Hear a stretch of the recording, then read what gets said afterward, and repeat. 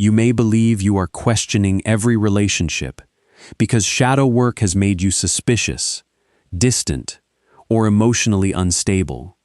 You may even fear that you are becoming the very thing you never wanted to become: cold, difficult, impossible to reassure. But that is not the whole truth. You are not suddenly losing your ability to love. You are losing your ability to participate unconsciously. The relationships that once felt natural now require examination because the version of you who entered them was not fully visible, even to you. You were present, but so were your adaptations. Your fear of conflict was present. Your hunger to be needed was present. Your habit of sensing another person's discomfort before recognizing your own was present. Shadow work does not create these distortions. It removes the agreements that kept you from seeing them.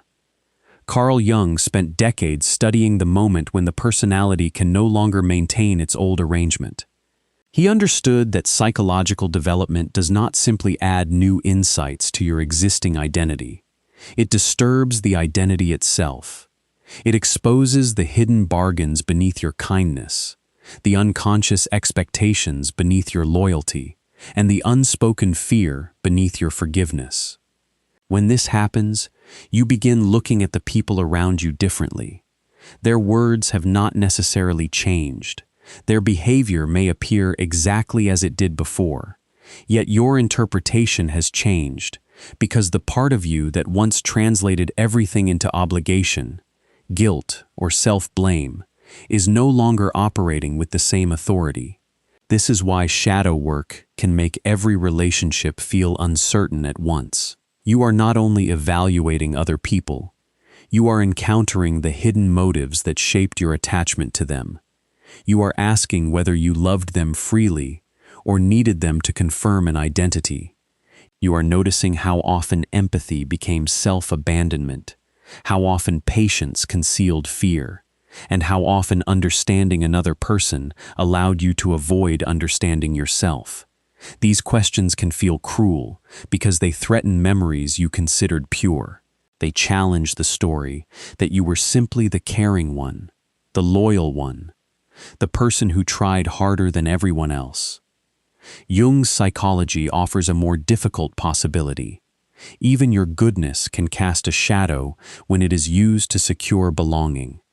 For an empath, this confrontation is especially disorienting. You may have built your identity around emotional sensitivity. You notice changes in tone. You detect distance before it is named. You feel tension in a room before anyone speaks. These abilities can be real, but the meaning you assign to them is not always objective. Sensitivity does not guarantee accuracy. Sometimes you feel another person's emotion. Sometimes you feel your own fear activated by their silence. Sometimes you sense a genuine withdrawal. Sometimes an old abandonment complex interprets a neutral pause as rejection. Shadow work forces you to separate perception from projection, and this separation can temporarily make you distrust everything you feel. Jung called a complex a cluster of emotionally charged memories, beliefs, sensations, and expectations that can behave like a partial personality within you. When a complex is activated, you do not merely remember the past, you perceive the present through it. The person in front of you becomes connected to someone who disappointed, controlled, ignored, or abandoned you years ago. Your reaction may feel immediate and intuitive, but part of its intensity belongs to another time. Before shadow work, you may call this intuition. During shadow work, you begin asking a more unsettling question. How much of what you sense belongs to this relationship, and how much belongs to the wound through which you are sensing it? A woman sits at the edge of her bed with her phone in her hand. A message from a close friend remains unanswered for 3 hours. She reads her own last sentence again, searching for a word that might have sounded demanding. She begins writing an apology, then stops with her thumb above the screen. For the first time, she wonders why another person's silence immediately becomes evidence against her. That pause is the beginning of psychological differentiation. You stop treating every emotional disturbance as proof that you have done something wrong. You begin noticing how quickly you assume responsibility for another person's mood. You see the old reflex that tells you to repair tension before you know what caused it. Yet because this reflex once protected your relationships, refusing to obey it can feel dangerous. You may interpret your new hesitation as selfishness. Other people may interpret it as withdrawal. In reality, your psyche is attempting to establish a boundary between compassion and automatic submission. What is at stake is not whether you become more guarded. What is at stake is whether you can remain sensitive without being governed by what you sense. If the pattern remains unconscious, empathy becomes a form of surveillance. You constantly scan expressions, pauses, gestures, and changes in rhythm. You organize yourself around preventing discomfort. You become highly skilled at preserving connection, but increasingly uncertain whether the connection includes the real you. Shadow work exposes this uncertainty. That exposure is why familiar relationships begin to feel strange. You begin questioning relationships when you realize that being needed is not the same as being loved. This recognition can cut deeply because being needed may have been the safest form of intimacy available to you. When someone depended on your patience, your advice, your forgiveness, or your emotional labor, you knew your place. You had a function. You could measure your value by how much distress you absorbed and how reliably you remained available. Jung understood that the persona, the social identity you present to the world, often develops around what receives approval. If being helpful protected you from rejection, helpfulness became more than a virtue. It became a strategy of survival. A man receives a call from his brother late at night. He listens to the same crisis he has heard many times before, offering reassurance while his own dinner turns cold. When the call ends, he stares at the dark screen and feels irritation rise in his chest. He immediately judges the feeling and sends another message asking whether his brother is all right. Then he notices that nobody asked how he was. Shadow work does not tell you that caring was false. It asks whether your care was free. Genuine care can say yes or no. Compulsive care cannot tolerate the consequences of refusal. When you begin feeling resentment toward people you have supported for years, the resentment is not always proof that you have become unkind. It may be the delayed voice of every boundary you silenced to preserve your importance. What you are calling emotional withdrawal may be the psyche refusing to prove your worth through exhaustion. Once you recognize this pattern, many relationships become difficult to interpret. You wonder who would remain if you stopped rescuing. You wonder whether certain people know you or only know the relief you provide. You may feel ashamed for even asking, yet individuation requires you to separate your humanity from your usefulness. Jung described individuation as the movement toward psychological wholeness, not social perfection. Wholeness includes the part of you that is tired, reluctant, angry, limited, and unwilling to be constantly accessible. This does not mean every person who needs you is exploiting you. Shadow work becomes distorted when every imbalance is turned into accusation. The more precise question is whether the relationship can survive your full humanity. Can you be loved when you are unavailable? Can you be respected when you disagree? Can you be held when you are not the strongest person in the room? Can you speak without converting your truth into language that protects everyone from discomfort? These questions reveal the difference between mutual connection and a role you have been trained to perform. You begin questioning relationships when you see that harmony was often maintained by your silence. You may have believed you were naturally peaceful. You may have taken pride in your ability to understand every side, de-escalate conflict, and forgive quickly. But peace that depends on one person swallowing reality is not peace. It is suspended conflict. Jung insisted that what remains unconscious does not disappear. It influences behavior from beneath awareness. The anger you refuse to acknowledge does not become kindness. It becomes fatigue, indirectness, emotional numbness, unexplained distance, or a private fantasy of escape. A woman sits across from her partner at the kitchen table. He makes a joke about something she had asked him not to mention. She smiles automatically, then lowers her eyes to the cup between her hands. Later, she closes the bathroom door softly and stands in front of the mirror without turning on the light. She is not only upset by the joke, she is disturbed by how quickly she abandoned herself to keep the evening comfortable. You may recognize this moment. The pain is not merely that another person crossed a line. The deeper pain is that your body knew the line had been crossed, and your personality continued smiling.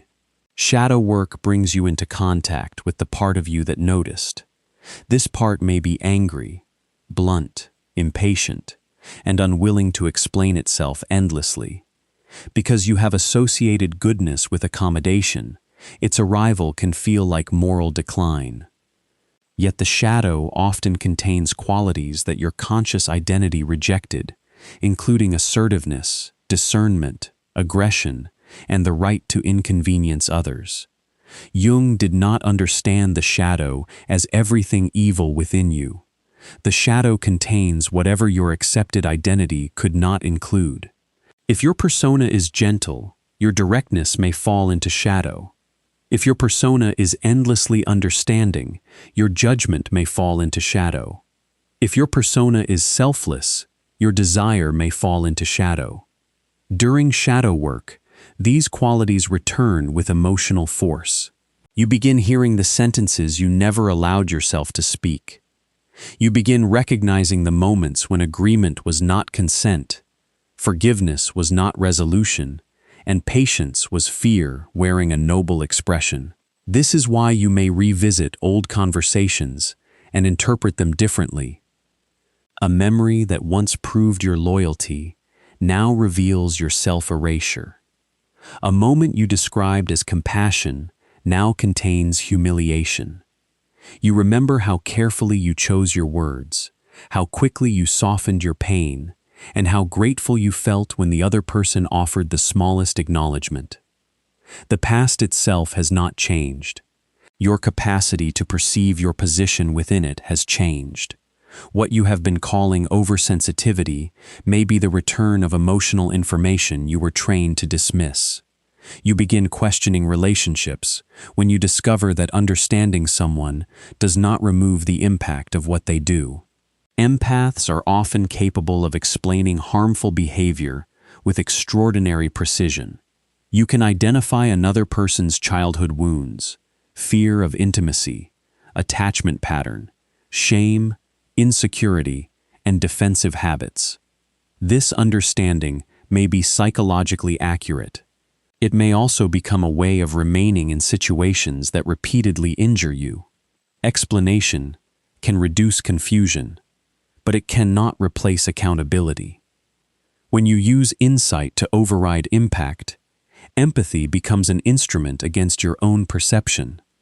Jung warned against identifying too completely with a single psychological virtue. When you identify with compassion, its opposite is pushed out of consciousness. You become unable to admit that you judge, reject, dislike, distrust, or refuse. These capacities do not vanish. They operate indirectly. You stay close while becoming emotionally absent. You offer understanding while accumulating contempt. You say that you have forgiven while your body tightens whenever the person enters the room. A man listens, while a friend explains why she disappeared during the month he needed support. He nods as she describes stress, family pressure, and fear. He tells her that he understands. On the drive home, he misses his exit because he is replaying the conversation. What he cannot yet say is that her reasons make sense, and he still does not trust her. Shadow work allows two truths to exist without forcing one to erase the other. Someone can be wounded and still wound you. Someone can love you and still be incapable of relating to you in a healthy way. Someone can have good intentions and repeatedly create destructive consequences. You do not have to turn them into a villain in order to take the impact seriously. You also do not have to keep offering access simply because you understand the origin of their behavior. This complexity can feel unbearable when your nervous system prefers certainty. You may swing between idealizing and condemning. One day you decide the relationship is deeply meaningful. The next day, you believe it was entirely false. Jung's concept of holding the tension of opposites becomes essential here. Psychological maturity does not always produce a clean verdict. It increases your ability to remain present with contradiction until a more complete truth emerges. You may love someone and recognize that closeness with them requires too much self-betrayal. You may appreciate what a relationship gave you and accept that it can no longer continue in the same form. You may see another person's humanity without volunteering to become the container for everything they refuse to confront. What you are calling cruelty may be your first honest recognition that compassion without consequence keeps both people unconscious. You begin questioning relationships when you become aware of projection. Projection is one of the most disruptive discoveries in shadow work because it threatens the emotional certainty of attraction, admiration, disappointment, and resentment. Jung showed that you unconsciously place disowned qualities onto other people. You may admire someone because they carry confidence you have forbidden in yourself. You may become obsessed with someone because they embody freedom, creativity, sensuality, authority, or independence that your conscious identity cannot claim. You may also despise someone because they express selfishness, neediness, ambition, or anger that you refuse to recognize within yourself. This does not mean your perceptions are imaginary. Projection attaches itself to something. The person may truly possess the quality you perceive. The distortion lies in the emotional magnitude and symbolic meaning you give it. They stop being an ordinary person with strengths and limitations. They become the carrier of your unlived life. Your attraction begins to feel faded. Your disappointment feels like betrayal of something sacred. You demand, often without realizing it, that they continue embodying the possibility you have placed inside them. A woman watches a colleague speak confidently during a meeting. She feels admiration mixed with an irritation she cannot explain. Later, she criticizes the colleague's tone to another coworker, calling it arrogant. That evening, she opens a document containing an idea she has been afraid to share. She reads the first line, then closes the laptop. The person who provokes you may be carrying a quality your development now requires. This does not excuse their behavior. It asks you to retrieve the psychological energy you have given them. Instead of asking only why they are so arrogant, you ask where your own authority has been buried. Instead of asking only why they are so needy, you ask which needs you have treated as shameful. Instead of asking why they are so selfish, you ask whether your identity depends on never placing yourself first. Relationships become unstable when projections begin withdrawing. The person you idealized appears smaller, more ordinary, and less capable of completing you. The person you condemned appears more complex, sometimes disturbingly similar to you, This can feel like falling out of love, but sometimes you are falling out of projection. What remains may become a more genuine relationship, or it may reveal that projection was carrying most of the bond. You may grieve when this happens. You are not only losing an image of another person, you are losing a version of yourself that existed in relation to that image. The future you imagined, the identity you performed, and the emotional intensity you interpreted as proof may all begin dissolving. What you are calling disillusionment may be the psyche returning your unlived qualities to their rightful owner. You begin questioning relationships when your body stops cooperating with your explanations. Before shadow work, you may have relied on thought to maintain connection. You explained away tension. You rehearsed reasonable interpretations. You told yourself that you were asking for too much, reacting too strongly, or failing to be compassionate enough. Yet the body records what the conscious personality refuses to admit. Your shoulders tighten before a certain person arrives. Your stomach contracts when their name appears on your phone. You feel exhausted after conversations that seemed pleasant. You need hours to recover from interactions you continue describing as harmless. Jung treated dreams, bodily responses, fantasies, and symptoms as communications from the unconscious. He did not reduce them to simple commands, but he respected their symbolic intelligence. Your body may not tell you exactly what decision to make. It does reveal where your conscious story is incomplete. When your words say that everything is fine and your body prepares for danger, shadow work asks you to investigate the contradiction. A man waits in his car outside his parents' house. The engine is off, but his hands remain on the steering wheel. He tells himself that the visit will only take an hour. When his phone rings, he flinches and watches the screen until it stops. Then he takes a long breath, opens the door, and arranges his face before walking inside. Your body may be responding to current harm. It may also be responding to an old complex activated by a familiar tone, posture, or emotional demand. The task is not to worship every sensation as infallible truth. The task is to stop dismissing sensation merely because it complicates your preferred interpretation. Discernment requires both respect and examination. This is especially important when you have spent years confusing anxiety with intuition. Anxiety demands immediate certainty. It tells you to send the message, end the relationship, secure reassurance, or prepare for abandonment. Intuition often feels quieter. It does not always explain itself, but it does not require frantic action to remain true. Shadow work teaches you to sit long enough for the difference to become visible. During this process, you may need more space than usual. You may answer messages slowly. You may hesitate before agreeing to plans. You may leave a conversation and realize what you felt only hours later. This delay is not necessarily emotional incompetence. It can be the result of your psyche learning to consult itself after years of responding automatically to everyone else.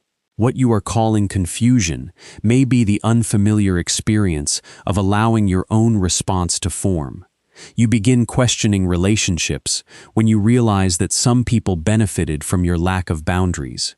This is one of the hardest truths to face because it can awaken both anger and shame. You may not want to believe that people you love were comfortable with your self-abandonment.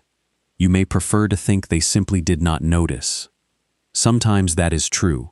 People become accustomed to the version of you that appears consistently. If you always say yes, they may assume yes costs you nothing. If you always listen, they may forget that you also need to be heard. If you hide your resentment, they may genuinely believe the arrangement is mutual. But shadow work also reveals relationships in which your silence was not innocent background.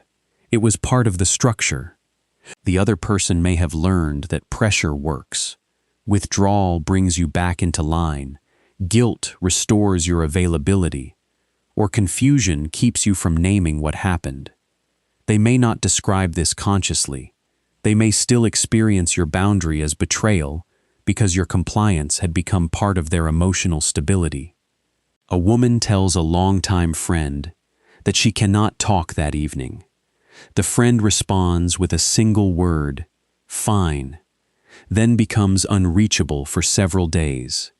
The woman drafts 3 messages explaining herself and deletes each one. On the 4th day, she notices that the urge to apologize is stronger than the belief that she did something wrong. When you change, relationships reveal their hidden contracts. A relationship based on mutual recognition may struggle, adapt, and become more honest. A relationship based on your role may punish you for leaving that role. The punishment may be obvious, such as anger or accusation. It may be subtle, such as coldness, sarcasm, helplessness, or sudden reminders of everything the person has done for you. Jung's work on individuation makes one fact unavoidable. Becoming more whole alters the social system around you. You cannot integrate disowned parts of yourself and remain perfectly compatible with every structure built around their absence. The return of your anger changes relationships that depended on your passivity. The return of your desire changes relationships that depended on your lack of direction. The return of your judgment changes relationships that depended on endless explanation. You may want to preserve every bond while becoming fully yourself. Sometimes this is possible. Sometimes the price of psychological development is discovering that a relationship could love only the adaptation, not the person beneath it. What you are calling failure may be the moment an unconscious contract becomes visible enough that you can no longer sign it. You begin questioning relationships when you can no longer confuse familiarity with safety. The nervous system often recognizes what is familiar before it recognizes what is nourishing. If inconsistency shaped your early attachments, consistency may feel suspicious or dull. If love was paired with emotional intensity, calm connection may feel empty. If you had to earn attention, relationships that do not require performance may leave you strangely restless. You may say you want peace while being unconsciously drawn toward people who recreate the conditions under which you first learned to fight for closeness. Jung observed that what is not made conscious returns as fate. You may experience the same relational pattern with different faces because the underlying complex remains unchanged. You become attached to unavailable people, then devote yourself to proving that your love can reach them. You choose people who need saving because rescue gives you a stable identity. You remain near critical people because winning their approval promises to repair an older wound. A man sits across from someone who speaks openly about wanting a committed relationship. Nothing in the conversation is threatening. Still, he feels an urge to withdraw. Later, he sends a message to someone who has ignored him for weeks and feels immediate relief when the familiar uncertainty returns. Shadow work interrupts this repetition by changing what feels tolerable. You begin noticing that chemistry can contain anxiety, that longing can contain deprivation, and that intensity can be produced by unpredictability rather than intimacy. This recognition may make you distrust your attractions. You wonder whether you have ever chosen freely. You do not need to conclude that every powerful connection was pathological. You do need to examine what the connection required from you. Did it expand your capacity for reality or keep you preoccupied with potential? Did you become more embodied, truthful, and self-respecting, or more vigilant, performative, and dependent on small signs of approval? Did the relationship allow conflict to produce understanding, or did conflict repeatedly threaten abandonment? What you have been calling a deep bond may sometimes be a familiar wound recognizing the conditions in which it learned to survive. The deeper cost of shadow work is not merely that you might lose certain relationships, it is that you may lose the identity those relationships confirmed. This is the shadow beneath the shadow. You may focus on whether other people are trustworthy, because it is less painful than asking who you are without your established role. If you are no longer the rescuer, who are you? If you stop being the forgiving one, what happens to your moral identity? If you no longer anticipate everyone's needs, what gives you value? If you stop explaining harmful behavior, will you be forced to admit how long you remained where you were not respected? You may discover that some relationships protected you from your own life. Their crises gave you purpose. Their confusion gave you something to analyze. Their dependence allowed you to postpone your own choices. Their unpredictability consumed the energy that might otherwise have gone toward your work, creativity, grief, ambition, or solitude. You were not only trapped by their needs, you were also hidden inside them. This is difficult to admit because it complicates the story of innocence. Shadow work does not blame you for the adaptations that helped you survive. It does ask you to take responsibility for continuing them once they become visible. You may have been trained to disappear, but eventually you must decide whether disappearing is still the price you are willing to pay for connection. The temptation at this stage is to turn discernment into superiority.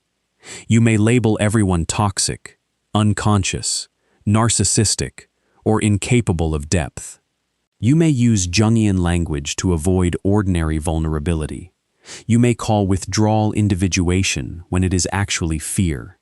You may call suspicion intuition because suspicion prevents disappointment. You may decide that nobody truly sees you while refusing to let anyone close enough to try. Your shadow is not only the part that tolerated too much. It is also the part that can become punitive when it finally gains power. The neglected boundary may return as a wall. The silenced judgment may return as contempt. The buried anger may search for someone to punish. If you do not recognize this, shadow work becomes another persona. You become the awakened one surrounded by unconscious people, which protects you from examining how you contribute to relational difficulty. Jung's path of individuation does not lead away from relationship. It leads away from unconscious participation. This means you must tolerate the possibility that some of your doubts are accurate, and some are defensive. Some relationships need distance. Others need a conversation you have been avoiding. Some people resist your growth. Others are confused because you changed the rules without explaining that the rules had changed. Some bonds are ending. Others are waiting for you to appear honestly within them for the first time. You cannot know the difference while demanding immediate certainty. The psyche often develops through tension that cannot be resolved on command. You may need to remain between identities, unable to return to your old compliance, and not yet secure in your new boundaries.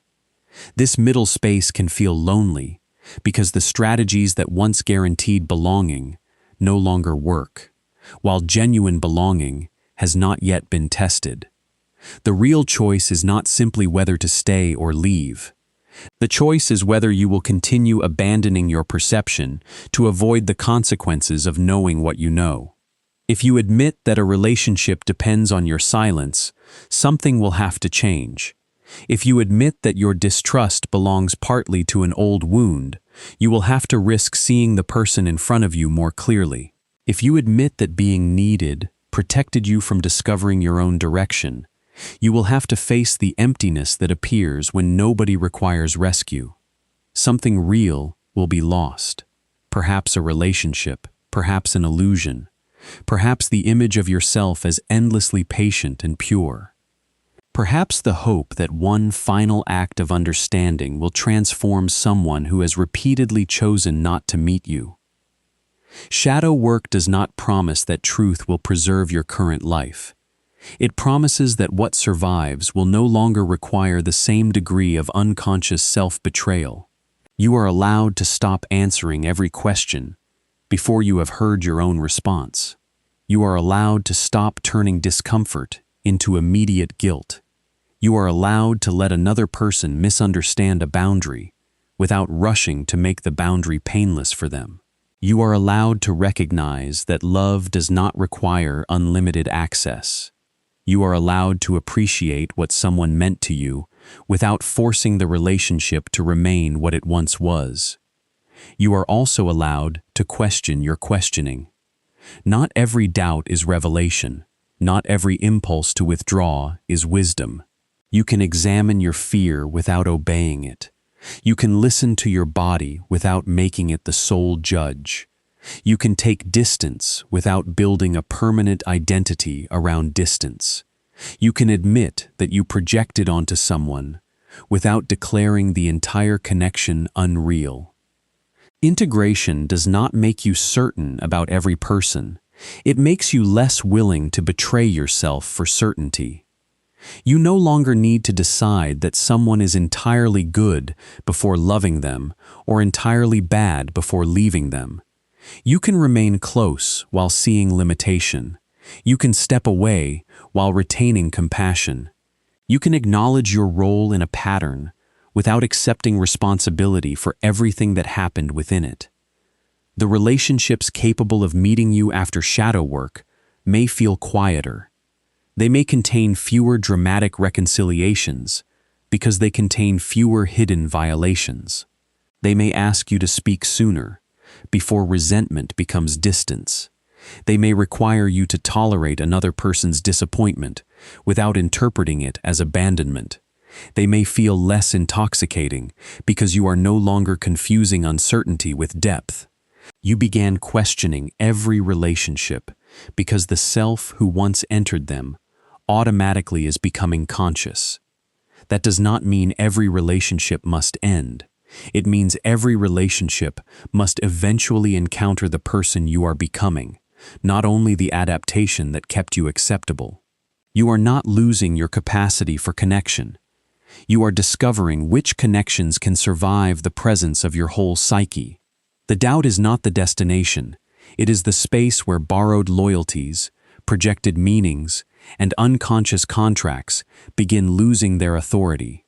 If this resonates, subscribe to The Waking Shadow, where you explore Jung's psychology for those walking the individuation path. Watch the video on your screen now to understand what happens when an empath stops carrying emotions that were never theirs to hold.